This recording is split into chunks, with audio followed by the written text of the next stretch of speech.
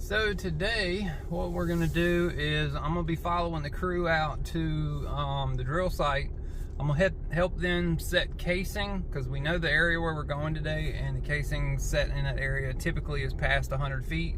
I'm expecting somewhere around 120 feet, to be honest. We drilled one for a gas station, that was 127 foot, and then we drilled one kind of right across the street, which was 107 casing set. So deep casing sets, I need to be there, need to help because I know what's going on. After that, I'm gonna leave and I'm gonna go do a service call for one of my friends.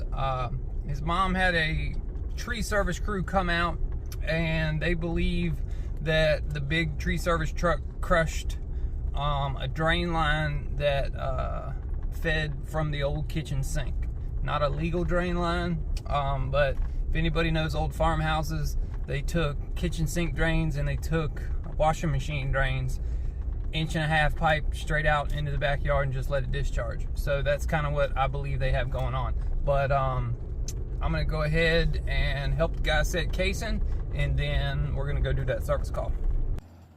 So this is the gorgeous drill site that we have to work on today. We had a couple days of rain where we did a little bit of work on the drill rig, got some stuff done, but luckily this was such a good site that we were able to get to it. Now luckily the job I have to go to is right over there, so it's only about 5 miles from the drill site that we're currently at. So luckily I don't have to travel far to go do that service call. We're currently about 15 feet deep, and notice the difference in the color of the dirt. First you run through a layer of red dirt, and then we're in this really light brown loamy dirt. Here we're a 40 foot and we're still in a dirt, mix. It's slowly starting to mix over to be sedimentary rock, but the majority of what's coming out is pretty much, dirt. But luckily it's all dry, so we're just slowly, steady building our berm up around the well. We had 2 days of bad weather that we decided to do a little bit of preventative maintenance on the drilling rig. So we put 4 brand new tires on the drill rod side of the truck. Since that was the heavy side of the drilling rig, we always put brand new tires on that side, and we don't ever put recaps on that side. So what we did, we moved the other tires from that side over to this side, which is the driver's side of the truck. And when we did, we actually noticed that one of the inside tires right there actually was flat. So on the way home last Wednesday, Dad blew a tire and he didn't even know it. And we were gonna do maintenance on the truck anyways, and that's when we noticed that we had a flat tire. So we ended up having to change out one of those, and we had to put a brand new one right there. Now what prompted the idea for maintenance on the truck, when I went to fuel up on Wednesday, I noticed I had an air leak, and the bottom of the air chamber right there on the bottom had rusted out due to moisture sitting on the inside of the air tank. So we actually had to call International and get a brand new air tank shipped in, and we went ahead and replaced all the fittings and everything. We originally welded up the other tank as a backup, but we decided the best thing to do would just be get a brand new tank.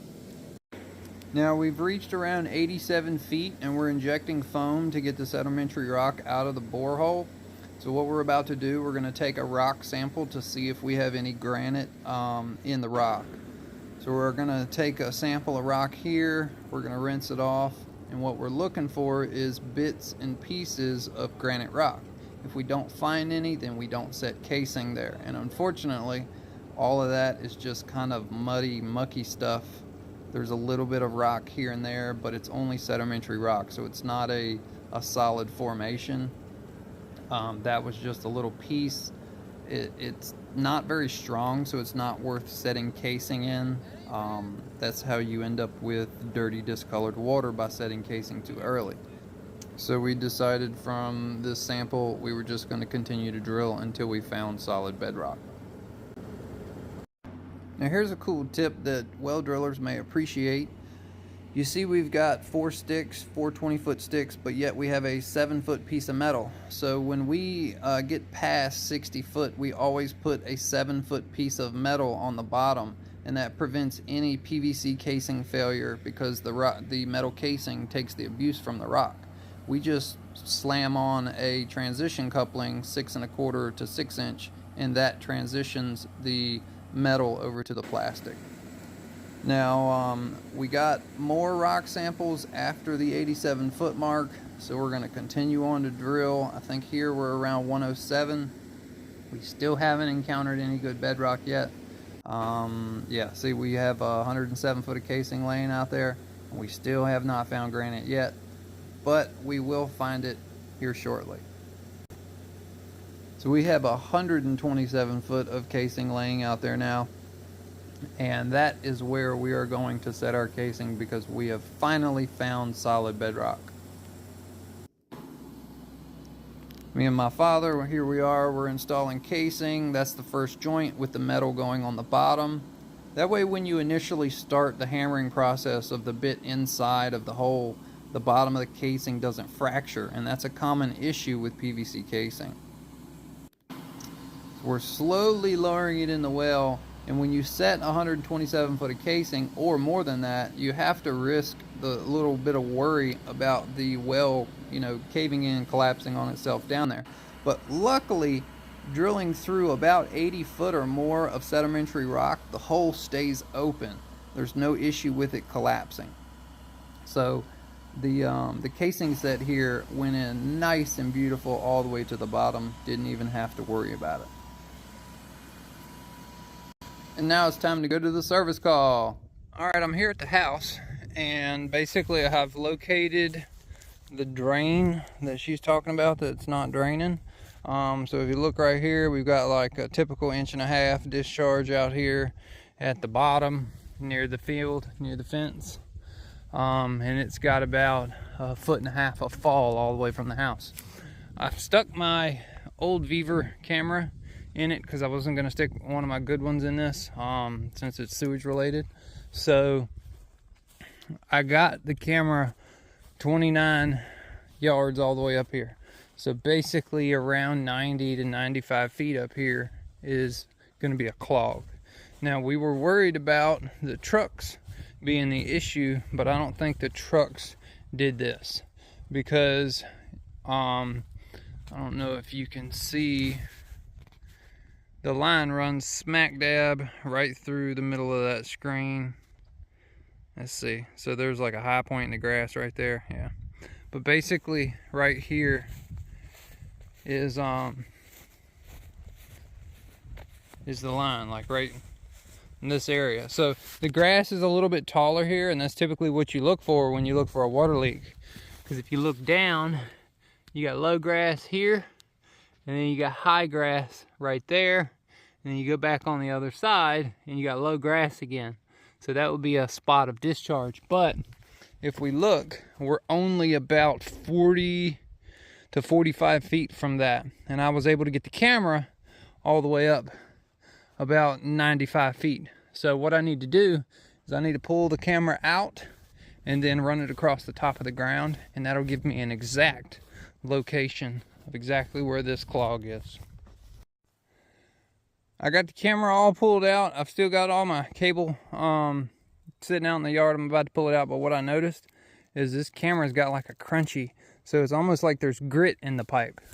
So I'm gonna go ahead now, I'm gonna pull this straight, and it should end up exactly where the camera had stopped. You can see I'm already at the house. So what it is there's a problem underneath the sink. And see, this house, there's no crawl space, so there's no way for me to get underneath it. What I might have to do, and see, I don't do this type of work. I'm not like a plumber who typically works on toilets and who works on sink drains. I am a, water well specialist. That's what I do for a living. That's where I focus on. And the only reason I'm here is because this is one of my real good friends.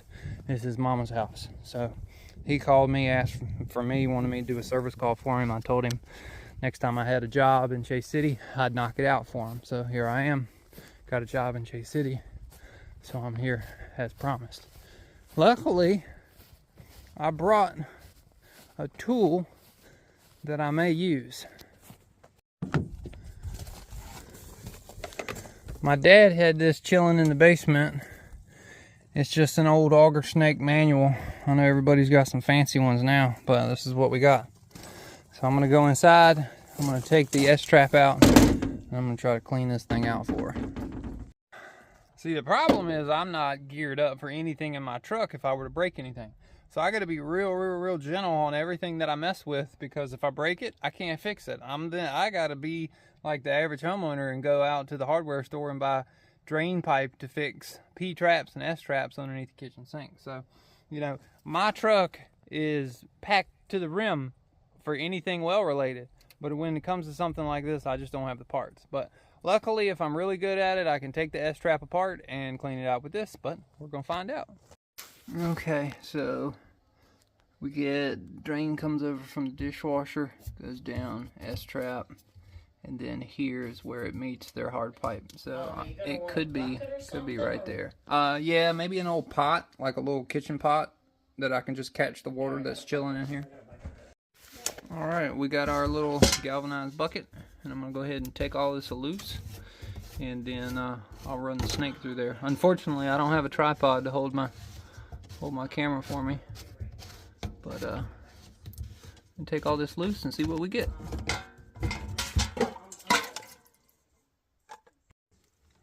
All right, so she had this little thing here. I'm gonna just stick it down to see if I can get it to go. Because it could be a clog, like legitimately right here, but I don't think it's here. I think it's down in the ground, because it's going to go here, it's going to go down, it's going to go down about a foot to 18 inches, and then it's going to make a 90. Now, if they didn't use a sweeping 90, then that's probably the issue. If they used a hard 90, like this is a high pressure 90. This is a low pressure drain 90. You can tell by how deep the glue socket is on this one versus this one. All right, I was able to put about, I don't know how many feet this is. It doesn't say, but I've got about 80% of it off. So best case or worst case scenario, I'm gonna say it's probably in there 20 feet. I found a clog probably 10 foot in, and I had to sit there and grind it out.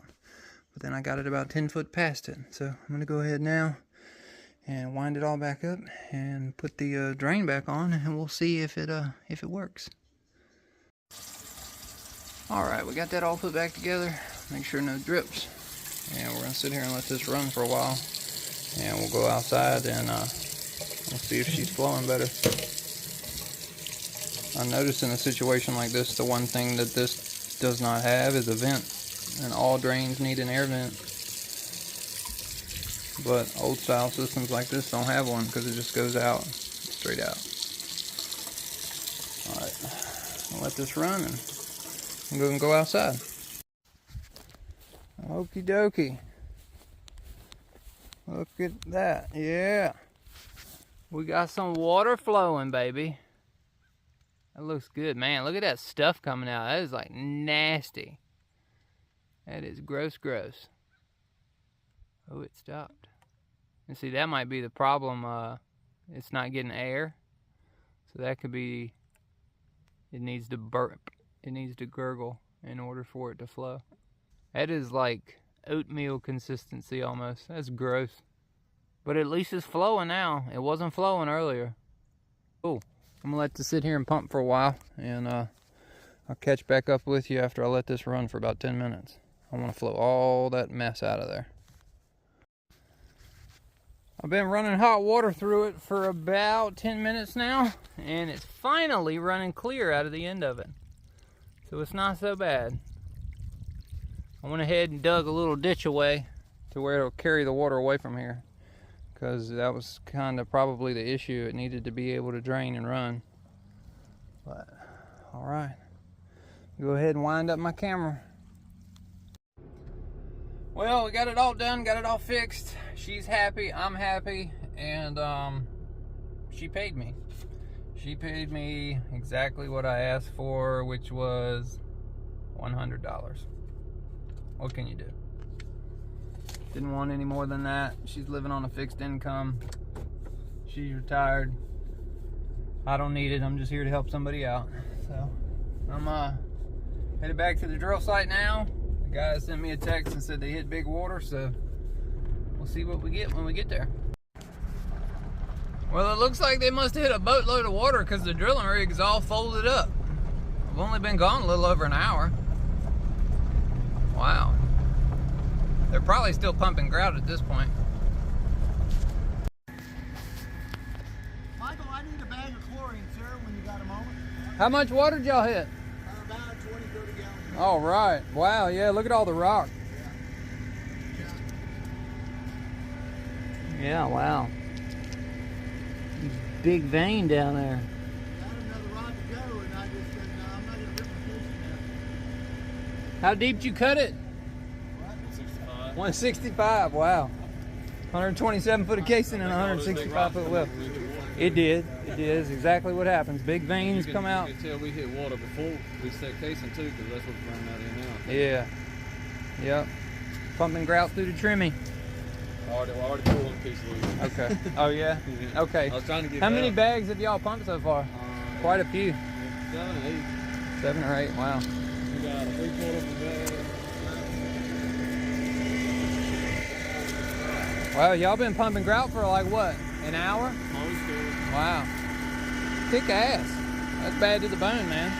I was pumping grout while they were pulling out. Just because I knew it was going to take a lot. Put a well seal on. Yeah. Yep. I need to cut it, but yeah. Hey, did we put a well seal on it for Tom Edwards? Yeah. Okay. I got one right here. Got chlorine. Got the tag out. Good deal. All right, we have pumped 10 batches of grout, and we are lucky because that was all we had in the truck, and it came up. So me and Mike are gonna pull the trimming pipe out now. Mike, use your gloves and just squeegee it off the pipe.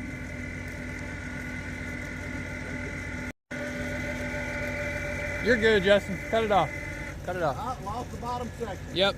Okay, pull it to your left. Yeah, we watched it blow off once when it built pressure. It popped off.